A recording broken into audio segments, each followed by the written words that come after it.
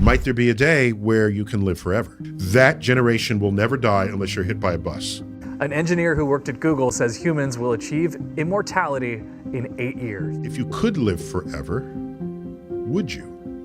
What if I told you that death might not be inevitable? That the greatest minds in science are working right now to crack the code of human aging and potentially achieve something that was once pure science fiction, true human immortality? To understand how we might achieve immortality, we first need to understand why we age and die in the first place. Aging isn't just one process. It's a complex cascade of cellular breakdown that happens at multiple levels simultaneously. At the cellular level, our mitochondria, the powerhouses of our cells, begin to malfunction. Our DNA accumulates damage. Our cells enter a state called senescence, where they stop dividing but refuse to die. But here's where it gets fascinating. Scientists like Dr. Cynthia Kenyon have discovered that aging might not be as inevitable as we thought. Cellular rejuvenation reprogramming, in other words, becoming younger.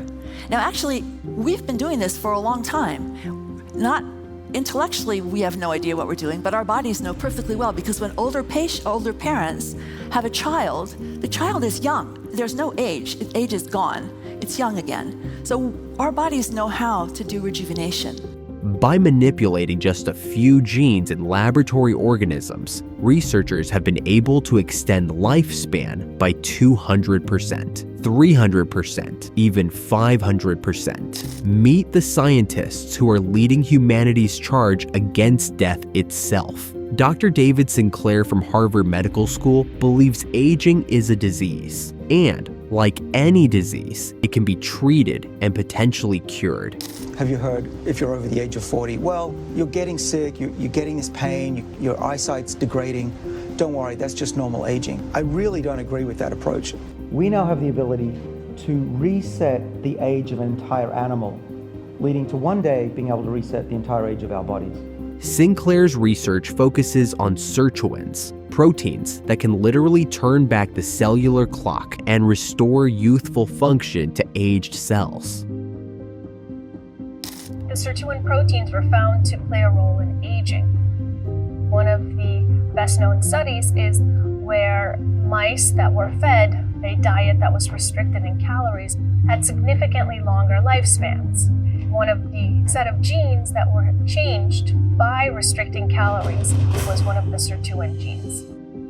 Then there's Dr. Aubrey de Grey, the controversial scientist who believes the first person to live to 1,000 years old has already been born. Yeah, I'm not really keen on aging. I'm not in favor of it. But unlike most of you, I'm really doing something about it. It is extremely likely that people born today will, on average, live to 1,000. I think there's at least a 50-50 chance that your average person who's 30 years old today will live to 1,000. One of the most promising paths to immortality lies in our body's own repair system, stem cells. Stem cells are like biological time machines. They can transform into any type of cell in the body and potentially replace damaged or aged tissue. We are changing the future with stem cells. I believe that stem cells are the new internet. Stem cells have the power to revolutionize the whole concept of healthcare.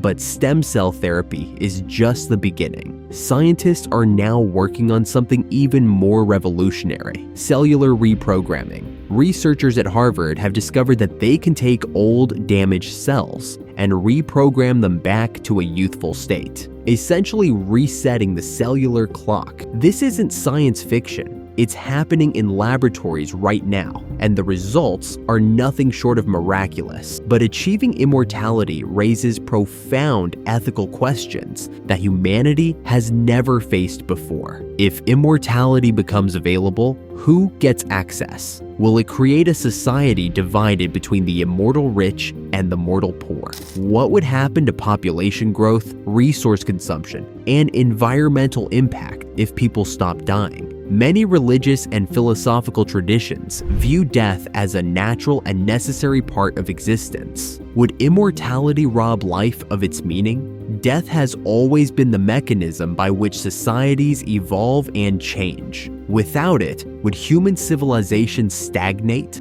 These are questions that humanity will need to grapple with as immortality technologies become reality. So when will immortality become reality? The answer might surprise you. Many leading researchers believe we could see significant life extension, adding 20 to 30 healthy years to human lifespan. Aubrey de Grey's concept of longevity escape velocity suggests that once we can extend life by 1 year for every year that passes, we achieve practical immortality. If you take someone who is, let's say, 60 years old, you rejuvenate them reasonably well so that they're back to being biologically, let's say, 40. They won't be biologically 60 again until they're 80, which is handy, really. What you will have is a slowing of the progressive accumulation of damage.